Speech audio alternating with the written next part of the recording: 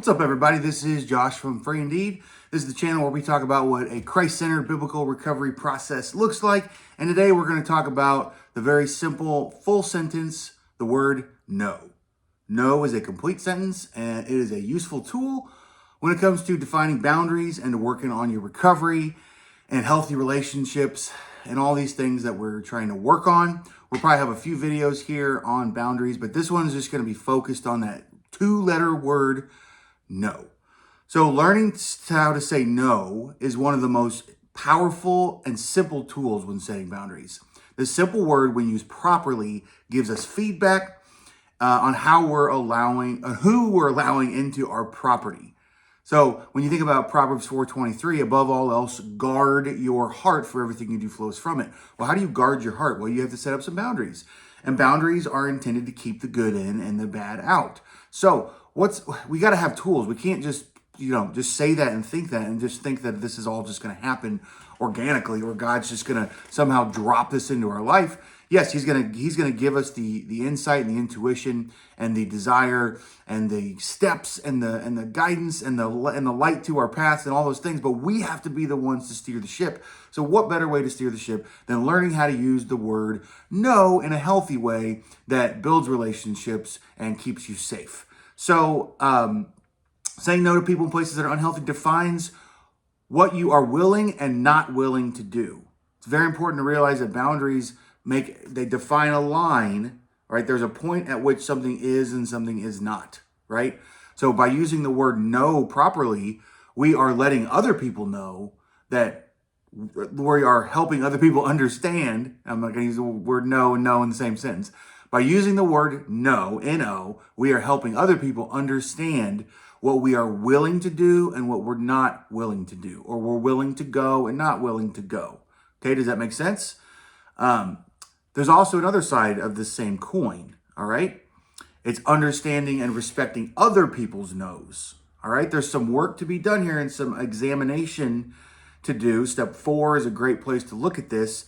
If you find yourself getting your feelings hurt or defensive or agitated or just negatively emotional reactions when other people say no to you or to me, when people say no to me, if I'm the one that gets offended, I have the problem.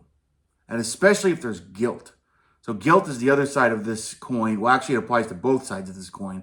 If you feel guilty for saying no or for receiving no, guilt is my problem.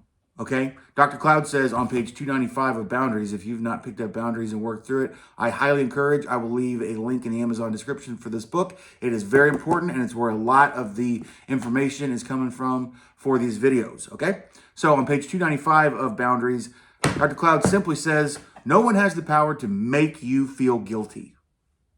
Let that sink in for a minute. That guilt is my problem. Always.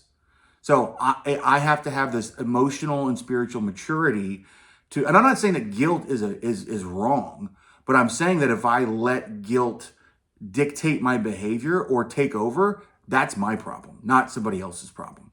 So we've got two sides of the coin here. It's learning how to say no and learning how to receive no. Okay? So very quickly, I'm going to give you a few examples of how to say no to someone in a healthy way. And these are really simple. And then I'm going to give you 5 reasons why it's important to say no. So the examples of saying no are no.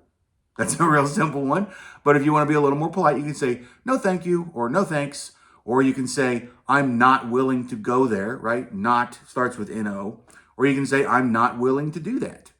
So there's a lot of different ways. And you don't have to explain yourself. That's the beauty about setting boundaries, especially about using the word no, is you're not responsible for the other person liking you for that. In fact, just like what Jesus went through, when you start defining healthy boundaries, people are probably going to get kind of upset. And you're going to find out real quick who those healthy relationships, who those people are in those healthy relationships. Because like my pastor says, healthy friends want something for you and unhealthy friends want something from you. So if I say no to someone that I think is my friend and they get upset and they try to make me feel guilty and their feelings get hurt and they get all upset because I'm not willing to do blah, blah, blah, blah, blah, blah, blah, that may be someone that I need to go think about if I need to be in a relationship with them right now. because that doesn't sound like something that's very healthy, okay? So now I'm going to give you 5 reasons why it's important to say no. The first reason is it prioritizes your life so you can be more productive. If you're saying yes to everything, you're not going to be productive to anybody because you're going to be multitasking. And multitasking is a myth, by the way. No one is good at multitasking. We are much more, you can look this up. I don't have the data in front of me right now, but you can go look up, is multitasking a myth? And you'll find all kinds of stuff. Multitasking is a bad thing. You want to have your life prioritized. You're able to focus on the things that are important and healthy for you. Especially early on in recovery, you're going to have to say no to a lot of stuff. And that's not to say that, because boundaries should be written in pencil. So they change as you mature and you grow, but early on in your recovery, you're going to have a lot of places and a lot of relationships that you're going to have to say no to. And what that's going to do is it's going to be able to put your energy into the things that are important and the things that are the weakest that you're going to have to be able to work on, okay? Second thing is it helps your emotional, mental, and spiritual health, okay? Again, this kind of goes with the first one, that if you're saying yes to everything, you're saying yes to things that are going to hurt you. So the point of saying no is, like Proverbs 4:23 says, is to keep the things that are bad out and to keep the things that are good in. Okay? Number 3, it improves healthy relationships and it makes you a better friend, right? It helps the people in your relationships understand who you are, and it helps you understand who they are by the way that they respond or react to your no. Okay? Number 4, it shows you understand humility as a verb, because humility is simply understanding who you are accurately. Okay? And by being able to say no to things that are unhealthy, it shows that you understand and that you've thought about and that you've valued what you're able to do and what you're not able to do. It understands what you have in the bank, so you don't write checks you can't cash. Okay? And the 5th thing is it gives you freedom. If you can define what's yours, you have freedom to do what you want to do with those things, with that time, with those relationships, with those places you go.